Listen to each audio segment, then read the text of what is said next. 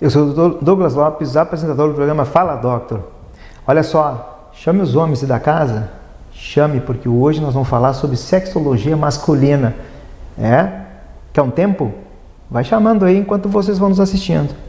Então aqui comigo, o Dr. Áureo Felipe Norberto Duarte, urologista, está aqui do meu lado e eu agradeço demais ele, conseguimos acertar, conseguimos acertar um dia que pudesse vir aqui, porque ele trabalha muito, atende muito, mas eu quero agradecer a tua vinda aqui, de destinar esse horário para que possa falar sobre sexologia masculina, não só para o público masculino, mas também para o feminino, que escuta até mais que o masculino. Com certeza.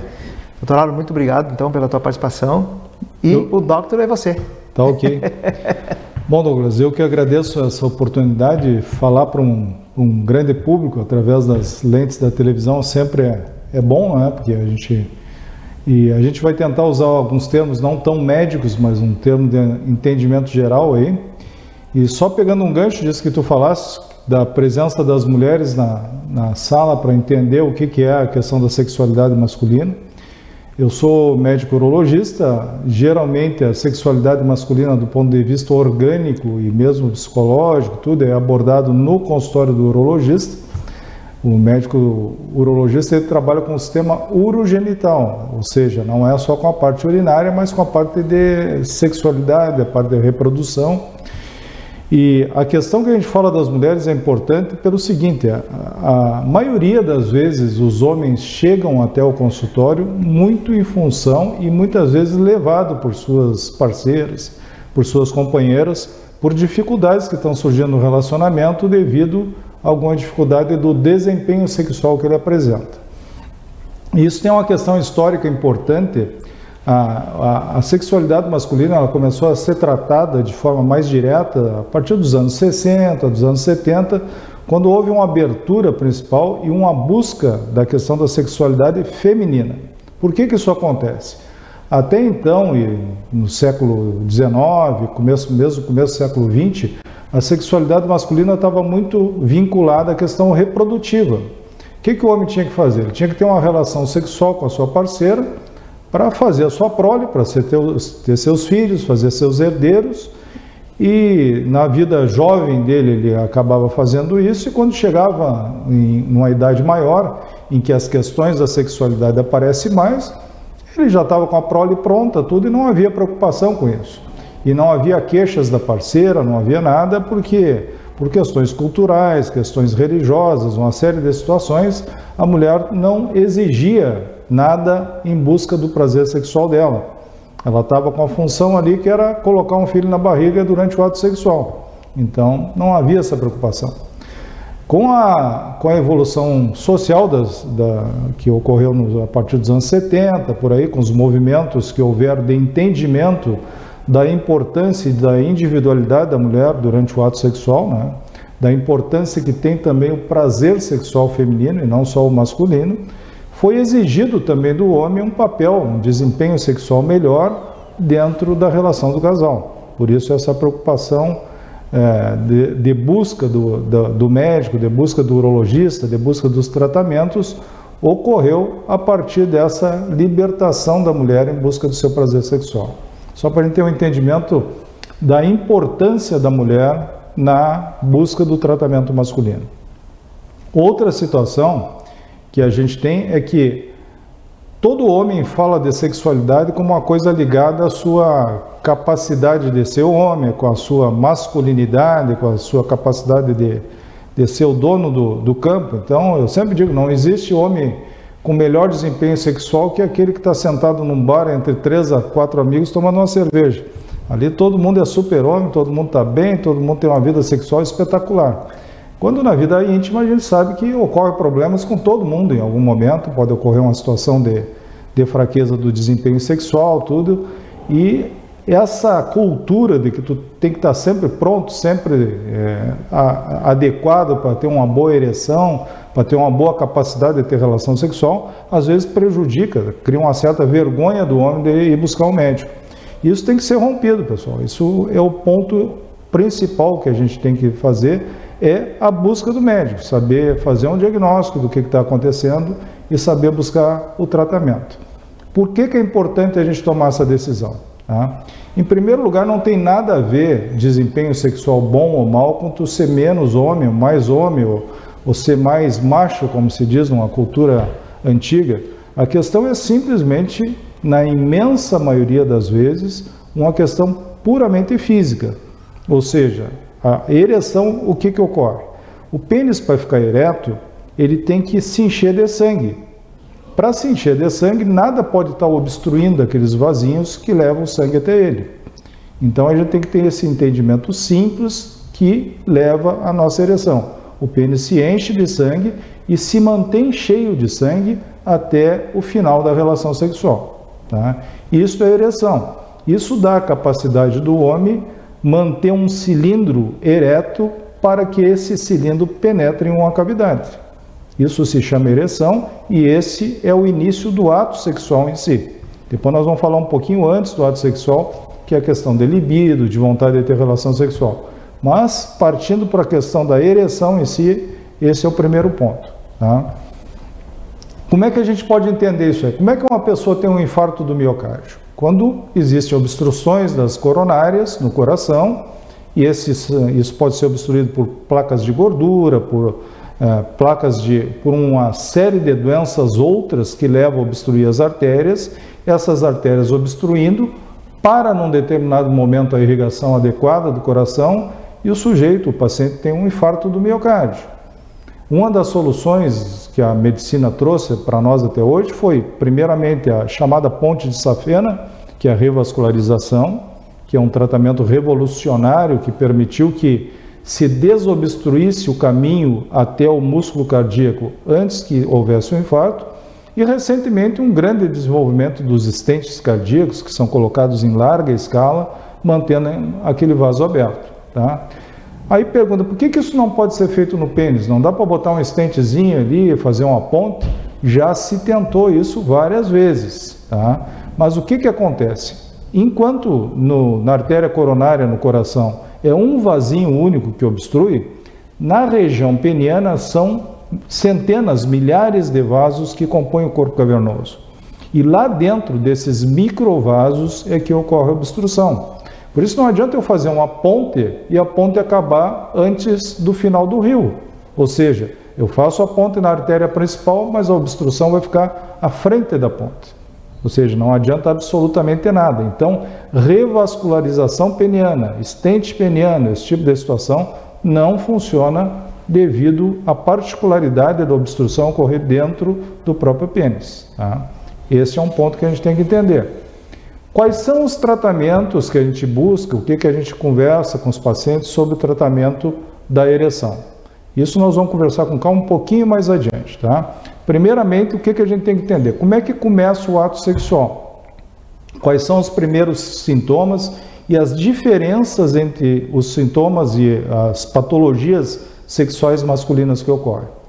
Em jovens e homens que a gente recebe no consultório com uma faixa etária do início de sua vida sexual, que está começando cada vez mais precoce, e isso às vezes pode atrapalhar um pouquinho, porque tem adolescentes começando vida sexual com 12, 14 anos de idade. Hoje em dia a gente sabe que isso é uma realidade na nossa sociedade. Existe até um estímulo exagerado da mídia sobre essa sexualidade precoce, que é condenada em todas as sociedades, de ginecologia, de urologia, de psicologia, de tudo, que tem que ter um amadurecimento, um entendimento de fazer o ato sexual com segurança, tudo, entender o que está se fazendo. O jovem ele sofre muito de uma patologia que se chama ejaculação precoce, que é uma coisa que é importante a gente entender aqui, porque é um problema sexual masculino também, que é a ejaculação que ocorre muito cedo, antes da parceira, principalmente, conseguir obter o prazer sexual. E muitas vezes existe no jovem o que se chama ejaculação anteportal, ou seja, antes de haver a penetração, ele já ejacula.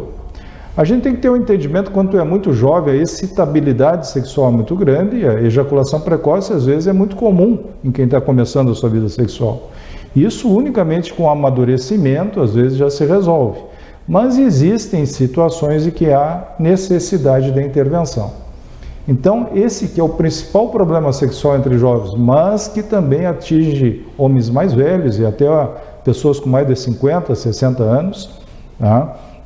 O diagnóstico é feito não por um ato sexual isolado, não é ter uma ejaculação muito rápida num ato sexual isolado, mas quando isso se torna uma rotina na tua vida sexual. Quando todo momento tu vai para o ato sexual, tu cria um processo já de ansiedade naquele momento, e essa ansiedade faz com que tu ejacule bem antes do que tu gostaria. Em primeiro lugar, a ejaculação precoce não é um problema relacionado com sensibilidade peniana, não é porque o teu pênis seja mais sensível que o outro, não é porque haja uma tendência local de hipersensibilidade ou de hiperexcitabilidade daquele local que te leva à ejaculação precoce. O que controla o momento da ejaculação é uma área do nosso cérebro que comanda a liberação e recaptação de um produto que se chama serotonina, que é um produto muito similar um produto que faz muita presença na questão de depressão, na questão de controles de humor. Por isso a maioria dos antidepressivos, por exemplo, são usados na inibição da recaptação da serotonina. E, em função disso, o tratamento da ejaculação precoce também não é usando cremes anestésicos no pênis, técnicas antigas que se usava com interrupção do coito, que se chama, tu começa o ato sexual, aí quando vai ejacular, para tudo, começa tudo de novo. Isso é o que se fazia antigamente, não existe mais isso hoje. Hoje o controle da ejaculação precoce, principalmente quando ela está atrapalhando a vida do casal e principalmente para dar tranquilidade em quem está iniciando a vida sexual, é com medicamentos antidepressivos. Aí tu me pergunta assim, mas eu não tenho depressão, eu estou bem, estou me sentindo bem com o meu humor, com a minha atividade de trabalho, de estudo, tudo, não tem problema nenhum de depressão. Não importa, existem medicamentos que têm tratamentos para diferentes doenças. Nesse caso, o antidepressivo tem a função de controlar, tem a função de inibir a recaptação da serotonina e com isso ele vai também controlar a ejaculação da pessoa que está com esse problema. Olha só, assim que funciona. Que coisa. Eu estou adorando isso aqui. Olha, um tempinho só e daqui a pouquinho voltaremos. Até logo.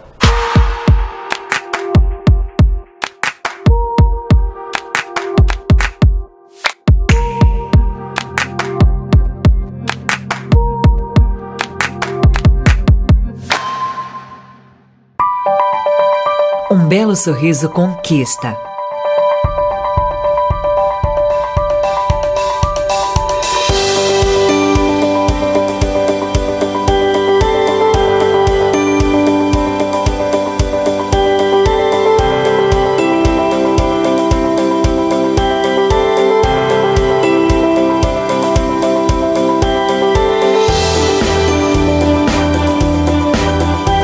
Você já conquistou o seu? Clínica Odonto Doctor, presente em todos os momentos da sua vida.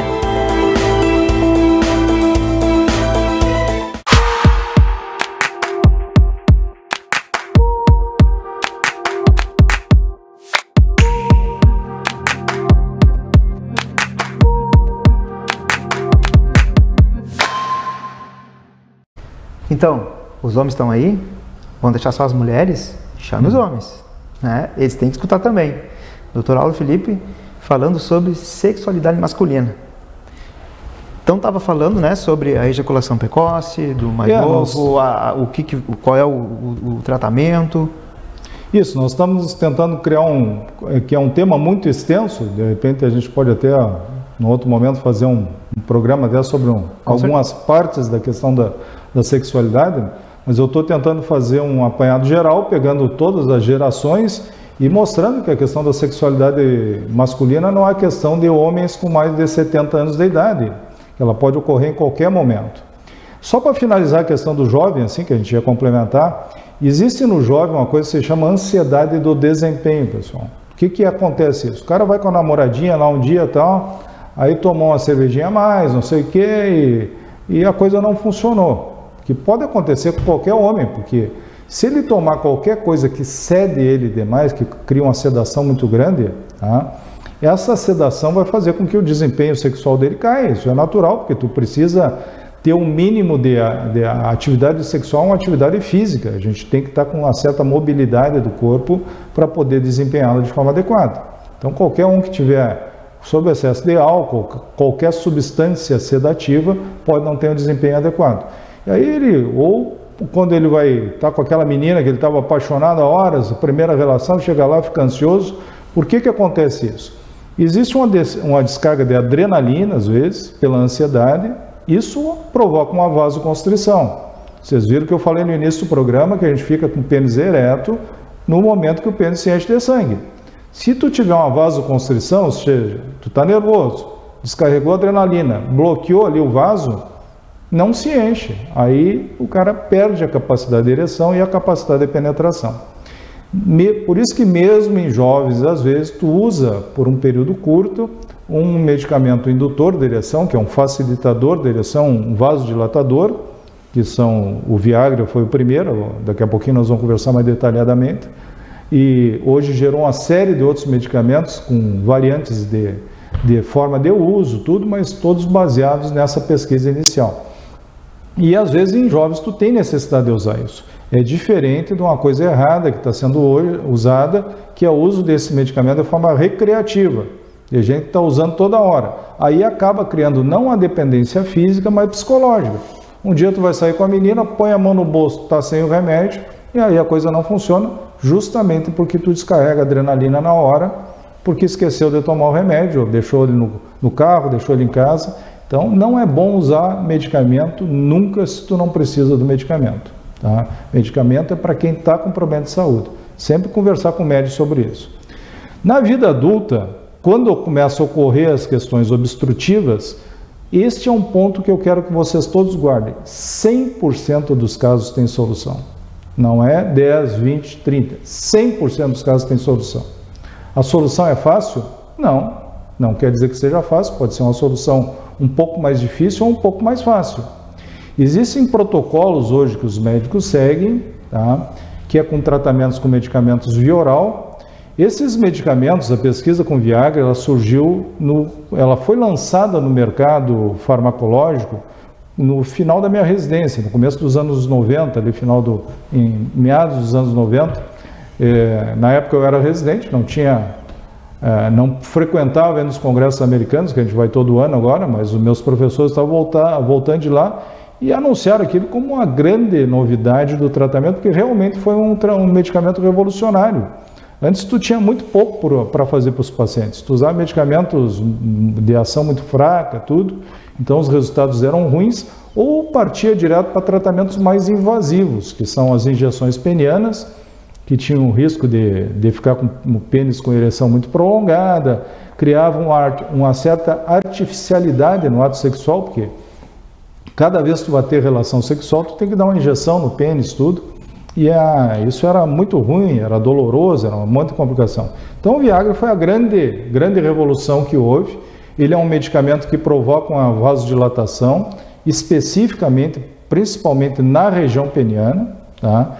Então ele facilita com um pênis que já está tendo dificuldade para os vasos encherem de sangue, por fatores vários que a gente falou antes, a ter uma ereção de melhor qualidade.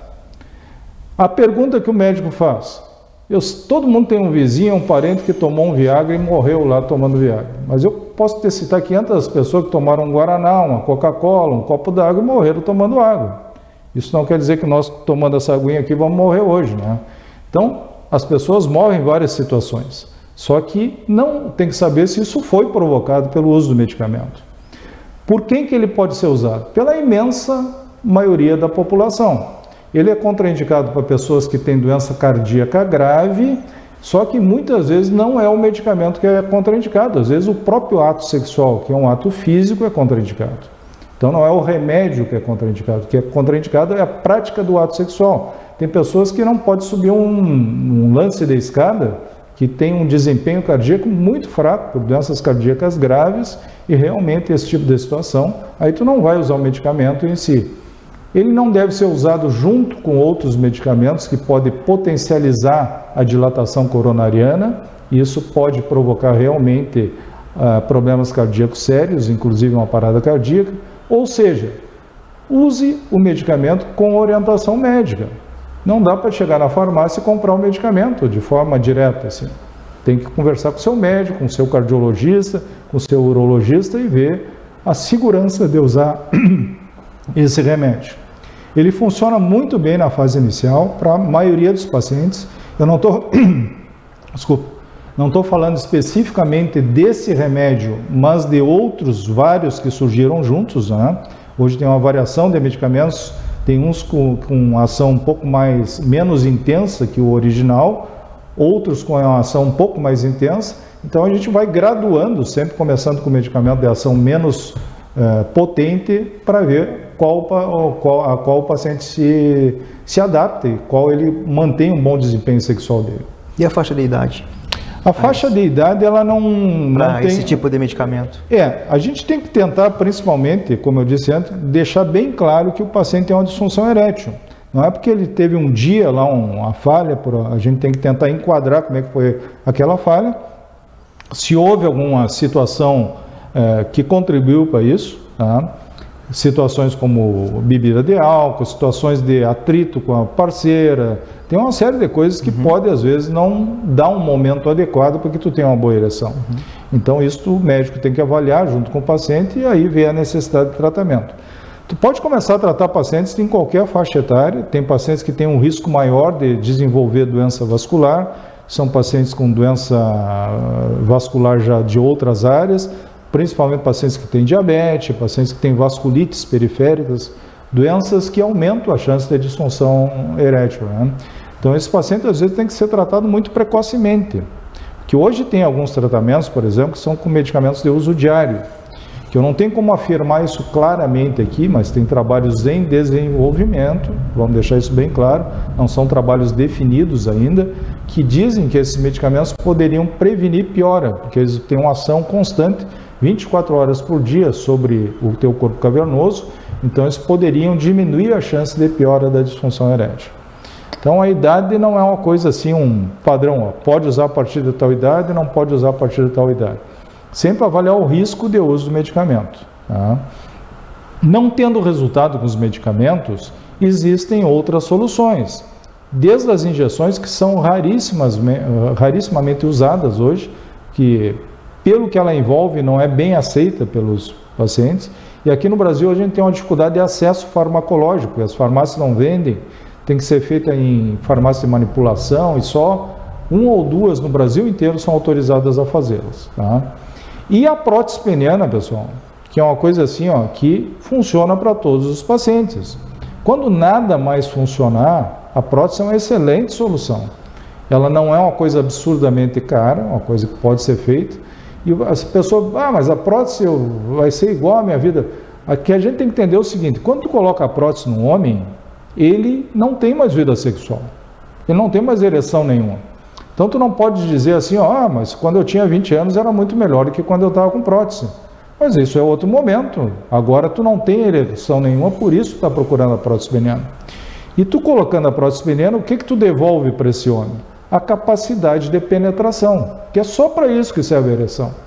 O restante do ato sexual, a atividade sexual em si, a relação com a parceira, depende de questões pessoais do casal, depende de como o casal se trata, como ele quer ter a relação, das suas fantasias, da sua relação pessoal, não tem nada a ver. A ereção só serve para uma coisa, penetração. Depois, como é feito o restante, vai depender de cada um, de cada homem, de cada mulher, ou mesmo que seja um casal de homossexuais, tudo, como quiserem fazer. Isso, o desempenho é pessoal, é do grupo, da dupla que está ali presente, né, participando daquele ato sexual. Então, a prótese peniana funciona muito bem, só que tem que ter muito cuidado, porque ela é uma indicação terminal, não dá para sair botando prótese em todo mundo aí. Existem hoje uma preocupação grande da Sociedade Brasileira de Urologia com tratamentos milagrosos e de 500 mil coisas que você acha na internet. Tá? Desconfie o seguinte, o Viagra, quando foi lançado, ele transformou a Pfizer no laboratório mais lucrativo do mundo.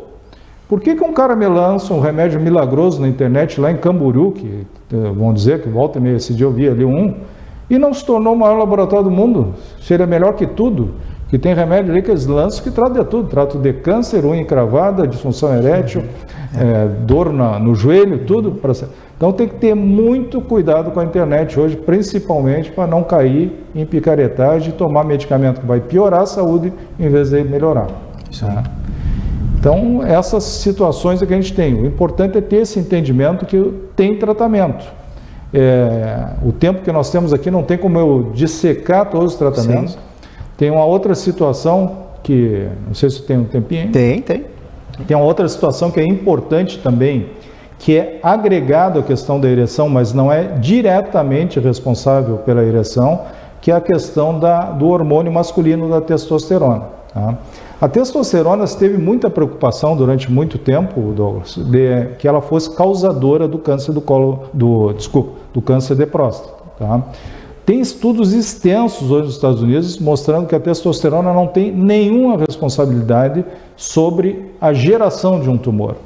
Ela faz com que um tumor já existente cresça de forma mais rápida. Por isso que, inclusive, em algumas situações que o paciente tem um tumor avançado, uma das coisas que tu faz é bloquear o hormônio masculino. Mas, para o paciente que não tem tumor, ela não provoca o tumor. Ela não tem a capacidade de transformar uma célula normal e fazer com que haja mitoses alteradas ali, alterações intracelulares causando o tumor. Agora, se o tumor existir, ela vai fazer o tumor crescer. Isso é preocupante?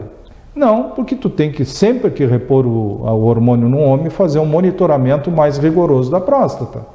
Então, a reposição hormonal pode até fazer com que algum tumor que tivesse ainda quietinho aí, que não tivesse se manifestado no PSA ou no toque, apareça e tu tem inclusive a chance de curá-lo de forma mais precoce.